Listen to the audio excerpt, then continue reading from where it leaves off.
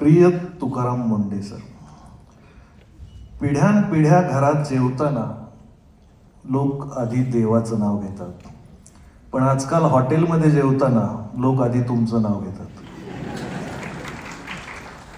तुम्ही अन्न पदार्थात भेसळीच्या विरोधात उघडलेल्या जोरदार मोहिमेमुळे संपूर्ण देशात तुमच्यावर कौतुकाचा वर्षाव होतोय, पण आमची अडचण वेगळी आहे. तुमच्यामुळे आमच्यासारख्या सामान्य माणसाला जो मानसिक त्रास होतो याची तुम्हाला कल्पना तरी आहे का?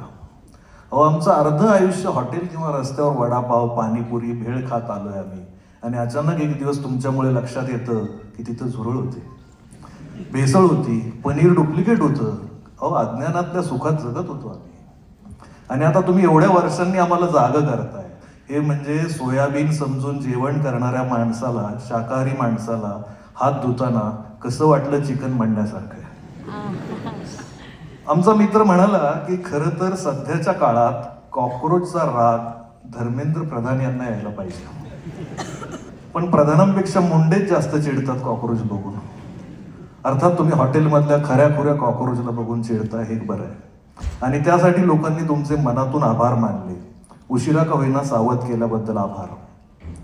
तुमच्यामुळे रात्री उशिरा घरी आलेल्या नवऱ्याकडे बायकोने संशयाने बघावं, तसे आता आम्ही पनीरकडे बघतो. तुमच्यामुळे आईस्क्रीम बद्दल पण संशय वाटायला लागला. आमचा मित्र हातात आईस्क्रीमचा कोन आला की ऐश्वर्या रायचा फोन आल्यासारखा चेहरा करायचा. आता आईस्क्रीमचा कोन दिसला की बायकोचा फोन आल्यासारखा चेहरा करतो. हॉटेलमध्ये गेल्यावर आधी फक्त पैशांची चिंता वाटायची, आता पदार्थांची चिंता वाटते. काही हॉटेल मालक पैसे घेऊन पण आपण लोकांना जेव घालतो म्हणजे उपकार करतो अशा थाटात गल्ल्यावर बसायचे, डोनाल्ड ट्रम्प सारखा चेहरा करून.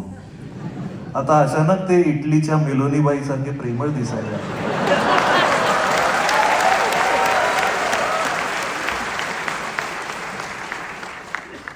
भेसळ हा विषय तुम्ही इतका डोक्यात घालून ठेवलाय की आता आम्हालाही जिथे तिथे भेसळ दिसू लागली. अहो साहेब, मागे नोटबंदी झाली होती तेव्हा देशातल्या 2-4 अभ्यासू आणि विद्वान पत्रकारांनी सांगितलं होतं की नवीन नोटांमध्ये चीप आहे. साहेब, लोकांनी त्या नादात नोटा फाडल्या, पण जीप काही दिसली नाही, तिथेही भेसळ. बातमीच्या नावाने आता न्यूज चॅनल सर्रास अफवा दाखवतात, पण पत्रकारितेतली ही भेसळ काही सहजासहजी थांबणार नाही. कारण कोणीतरी म्हणालंय, लोकांना मूर्ख बनवणं सोपं आहे, समजावणं अवघड आहे. त्यामुळे पण तुमचं काम किती अवघड आहे याचा अंदाज येतो. आमचा एक गावाकडचा मित्र एका भोंदू बाबाकडे गेला. बाबाने त्याला कसली तरी पावडर दिली आणि खा म्हणाला. 1 वर्षात तुझी स्वतःची नवी कोरी जीप येईल. मित्राची जीप काही आली नाही, पण बाबाची क्लिप मात्र आली मार्केटमध्ये.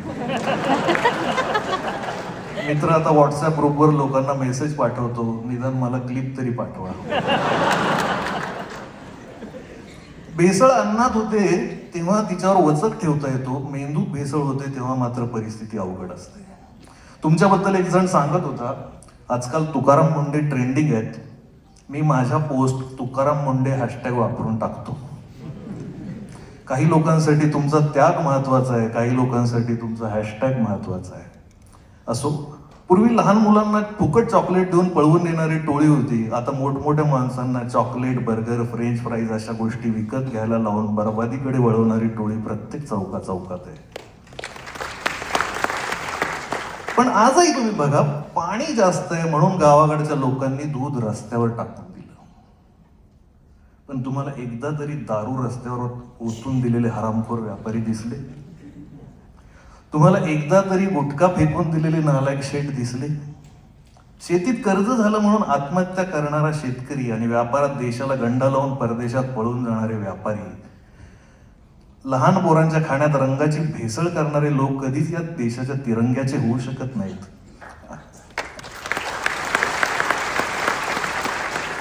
आणि इथले दारूत 50% केमिकल पिणारे लोक शेतकऱ्याकडून ऑर्गॅनिक पिकाची अपेक्षा करतात.